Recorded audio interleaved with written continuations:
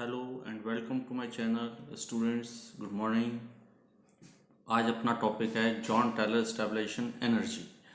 अब इसमें आप देखिए, जॉन टेलर स्टेबलाइजेशन एनर्जी का टॉपिक स्टार्ट करने से पहले आप लोगों से रिक्वेस्ट है कि आपने जिसने भी मेरा चैनल सब्सक्राइब नहीं किया है तो कृपया उसे सब्सक्राइब करें, और जिससे ज़्यादा से ज़्यादा आपको नोट्स और केमिस्ट्री की बातें सीखने और समझने को मिलेंगी। आज अपना टॉपिक है जॉन टेलर स्टेबलाइजेशन एनर्जी। तो इसके लिए हम जो है कॉपर +2 को हमने लिया है, जिसमें D9 इलेक्ट्रॉन है, D ऑर्बिटल में 9 इलेक्ट्रॉन है। तो अब आप इसमें देखें कि D में जो 5 ऑर्बिटल हैं, उन 5 ऑर्बिटल में हमको 9 इलेक्ट्रॉन भरने होते हैं। तो ये पांचों जो D ऑर्बिटल वो डीजनरेट है। डीजनरेट का मतलब ये हुआ कि इन पांचों की एनर्जी बराबर है, क्योंकि इनके ऊपर हमने कोई भी फील्ड नहीं लगाया। ना हमने इसके ऊपर जो है ऑक्टाहेड्रल फील्ड लगाया, ना टेट्राहेड्रल फील्ड लगाया। अब जैसे डायग्राम में बता रखा है कि जैसे हमने इस पर ऑक्टाहेड्रल फील्ड लगाया तो जो एक्सिस पर जो ऑर्बिटल थे, ईजी वाले ऑर्बिटल जो एक्सिस पर थे, उनकी एनर्जी, रिपल्शन एनर्जी बढ़ गई, इसलिए उनकी एनर्जी बढ़ गई। और जो दूसरे वाले थे 3 ऑर्बिटल T2G वाले, उनकी एनर्जी डाउन हो गई, उन्होंने कम रिपल्शन फील किया। D ऑर्बिटल के जो इलेक्ट्रॉन थे उनका लिगेंड से रिपल्शन कम फील हुआ, इसलिए उनकी एनर्जी कम हो गई।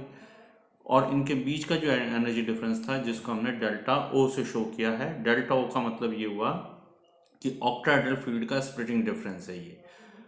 अब इसमें क्या होता है कि इसके बाद चूंकि इसके अंदर जो है stabilization, Jahn Teller stabilization energy, और इसमें ज़्यादा डिस्टॉर्शन आ रहा है। जब हमने 9 इलेक्ट्रॉन भरे तो आप देखेंगे कि हमने नीचे के जो T2G ऑर्बिटल हैं उनमें तो 3 ऑर्बिटल में, तीनों में दो दो दो दो इलेक्ट्रॉन भर दिए, लेकिन ऊपर वाले में जब हम गए तो उसमें EG के अंदर देखने में तो दोनों की एनर्जी समान है, DX² Y² और DZ² की। लेकिन जैसे हमने इलेक्ट्रॉन भरे तो अब यहाँ दो स्थिति हैं, DX² Y² में अगर हम 2 इलेक्ट्रॉन भरें या DZ² में 2 इलेक्ट्रॉन भरें,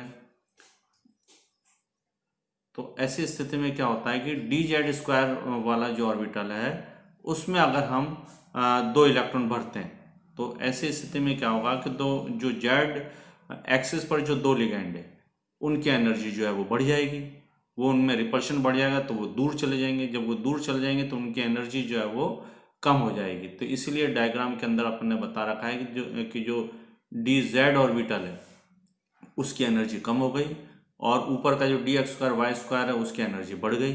इसी प्रकार नीचे वाले में देखें कि जो Z ऑर्बिटल से पर लगे हुए थे जो ऑर्बिटल, उनकी एनर्जी कम हो गई, और दूसरे वाले ऑर्बिटल है उनकी एनर्जी बढ़ गई। जैसे नीचे जो दे रखा है T2G के अंदर जो 3 ऑर्बिटल है वो स्प्लिट हुए, तो DYZ और DXZ इनकी एनर्जी कम हो गई और DXY की एनर्जी बढ़ गई। ये ऐसा इसलिए हुआ है क्योंकि हमने DZ² के अंदर जो इलेक्ट्रॉन भरे, तो इलेक्ट्रॉन भरने से हमारा रिपल्शन बढ़ा, रिपल्शन बढ़ने से जो लिगेंड है वो दूर चले गए, दूर जाते उनकी एनर्जी जो है वो डाउन हो गई। तो इसका अर्थ ये होता है कि Z एक्सिस पर जितने भी जो ऑर्बिटल थे उनकी एनर्जी डाउन हो गई। अब इनका जब रिपल्शन हुआ तो इनके बीच एनर्जी डिफरेंस जैसा कि दिखाया जा रहा है डायग्राम में, EG के अंदर जो एनर्जी डिफरेंस है वो टोटल है डेल्टा डैश, और उनका जो ऊपर जा रहे हैं एक इलेक्ट्रॉन, तो ऊपर जो DX² Y² में जा रहा है उसका डेल्टा डैश बाई 2, नीचे वाला भी डेल्टा डैश बाई 2 है। ऊपर जाएगा तो एनर्जी प्लस में आएगी, नीचे जाएगा तो एनर्जी माइनस में आएगी। इसी प्रकार T2G का हम देखें तो इसमें थोड़ा सा अंतर है। ऊपर वाले जो ऑर्बिटल हैं DXY में अगर इलेक्ट्रॉन जा रहा है तो उसका है 2/3 डेल्टा डबल डैश, नीचे वाले में आ रहा था 1/3 डेल्टा डबल डैश। ऊपर वाला प्लस में, एनर्जी ऊपर जा रही है, ऊपर अगर इलेक्ट्रॉन जा रहा है तो प्लस में, नीचे अगर इलेक्ट्रॉन जा रहा है तो माइनस में। प्लस और माइनस का अर्थ ये नहीं है कि एनर्जी माइनस में तो एनर्जी को हम माइनस में लेंगे या प्लस में लेंगे। माइनस का मतलब है कि एनर्जी कम हो रही है, प्लस का मतलब है कि एनर्जी बढ़ रही है। लेकिन जो इनकी टोटल एनर्जी है वो कांस्टेंट रहती है अगर इलेक्ट्रॉन कंप्लीटली फुलफिल हो तो। अब ये जो हमने एनर्जी का जो पैरामीटर दिया है 1/3 delta double dash, 2/3 delta double dash, ये एक इलेक्ट्रॉन का है। अब जैसा हम देखें, इसको कैलकुलेट करने की कोशिश करें हम, तो देखो इसके अंदर जो डेल्टा डैश है इज लोअर देन डेल्टा 0। इसी प्रकार delta double dash is lower than delta O। Delta double dash is lower than delta dash.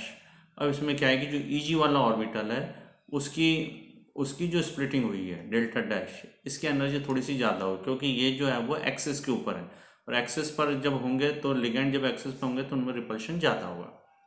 T2G की जो एनर्जी है वो कम है, डेल्टा डबल डैश वाली जो एनर्जी है ना वो कम है। वो इसलिए क्योंकि ये वाले जो ऑर्बिटल है वो एक्सिस पर नहीं है, एक्सिस पर नहीं होने से इनमें रिपल्शन कम होता है। अब हम दूसरी स्थिति देखें, इसमें जो इलेक्ट्रॉन हमने भरे तो T2G के अंदर तो चार इलेक्ट्रॉन नीचे आ गए, DXZ में 2 इलेक्ट्रॉन, YZ में 2 इलेक्ट्रॉन, इसी प्रकार DXY में 2 इलेक्ट्रॉन, 6 इलेक्ट्रॉन हो गए, बाकी 2 इलेक्ट्रॉन DZ स्क्वायर में आ गए, 6 और 2 8। अब एक इलेक्ट्रॉन बचा जिसको हमने DX स्क्वायर Y स्क्वायर में भेज दिया। अब इसका अगर हम एनर्जी कैलकुलेट करें, जॉन टेलर स्टेबलाइजेशन एनर्जी, तो हम देखेंगे कि नेट एनर्जी चेंज, तो ये जो इलेक्ट्रॉन की एनर्जी वो एक इलेक्ट्रॉन की है, तो हमने इसमें देखा, तो देखें आप नेट एनर्जी चेंज T2G में, तो इसमें जो नीचे इलेक्ट्रॉन हैं वो हैं टोटल 4, और एक इलेक्ट्रॉन की एनर्जी है डेल्टा डबल डैश बाय 3। तो ऐसी स्थिति में और plus 2 into 2/3 delta double dash, तो इनको हमने कैलकुलेशन किया तो ये आ गया 0। ऊपर के जो 2 इलेक्ट्रॉन हैं XY के, इनको हमने मल्टीप्लाई किया है 2/3 डेल्टा डबल डैश से, और नीचे के जो 4 इलेक्ट्रॉन हैं इनको हमने मल्टीप्लाई किया है 1/3 डेल्टा डबल डैश से। इनका टोटल एनर्जी आ गया 0। इसी प्रकार EG की अगर एनर्जी हम कैलकुलेट करें तो नीचे के 2 इलेक्ट्रॉन हैं उनको हमने डेल्टा 1/3 डेल्टा डैश से 1/2 डेल्टा डैश से मल्टीप्लाई किया है, और ऊपर वाला जो है वो एक इलेक्ट्रॉन है वो प्लस में, इसलिए उसको हमने किया है डेल्टा 1/2 डेल्टा डैश से मल्टीप्लाई। तो इनके कैलकुलेट किया हमने, तो एनर्जी कितनी आई -1/2 डेल्टा डैश, ये एग्जैक्ट एनर्जी आई है -1/2 डेल्टा डैश। तो माइनस का अर्थ ये हुआ कि एनर्जी निकल रही है, एनर्जी माइनस में नहीं है, ये एनर्जी प्लस में नहीं, माइनस का मतलब एनर्जी निकल रही है। जब ये कंपाउंड बनेगा, कॉम्प्लेक्स बनेगा तो एनर्जी निकलेगी, और जैसे एनर्जी निकलेगी इसमें डिस्टॉर्शन आ जाएगा, और डिस्टॉर्शन आने के बाद एनर्जी कम हो जाएगी। जो आकृति मिलेगी हमको, डिस्टॉर्शन कंप्लीट होने के बाद जो आकृति मिलेगी उसमें energy delta dash by 2 energy कम हो जाएगी, और वो जो आकृति मिलेगी वो स्टेबल होगी। तो इस तरह से जो इस एनर्जी को हम कहेंगे जॉन टेलर स्टेबलाइजेशन एनर्जी। इस एनर्जी के निकलने के बाद जो मॉलिक्यूल है Cu+2 ये जो है वो बहुत ज़्यादा स्टेबल हो जाता है, इसमें एक्स्ट्रा स्टेबिलिटी आती है। एक्स्ट्रा स्टेबिलिटी आने का अर्थ यही है कि इसमें जो है वो जॉन टेलर स्टेबलाइजेशन एनर्जी भी निकलती है डेल्टा डैश बाय 2। इसके अलावा एनर्जी जब ये निकलती है तो ये जो है वो स्टेबल हो जाता है और इसके अंदर डिस्टॉर्शन आ जाता है। इससे संबंधित सवाल यदि कोई पूछना चाहे तो कमेंट बॉक्स में जाकर आप कमेंट कर सकते हैं, और प्लीज़ आपसे एक बार फिर रिक्वेस्ट है कि आप इस चैनल को सब्सक्राइब करें, जिससे आप लोगों के व्यूज़ मुझे मिलते रहेंगे, और हम जो है हमारे लेक्चर को, डिस्प्ले को और ज़्यादा आपके लिए अच्छा बनाने की कोशिश करेंगे। थैंक यू आप लोगों का।